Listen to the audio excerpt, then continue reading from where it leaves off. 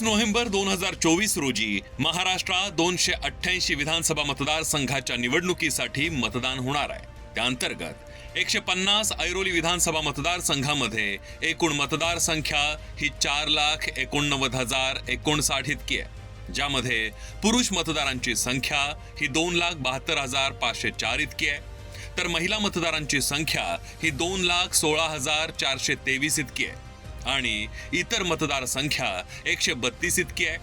तर मतदारसंघात सैनिक मतदार संख्या 156, NRI मतदार संख्या 160, 18 ते 19 वयोगटातील मतदार संख्या 11,086, दिव्यांग मतदार संख्या 3,156, 85 व त्यावरील वर्ष वयोगटातील मतदार केंद्रांची संख्या ही 2,497 इतकी आहे.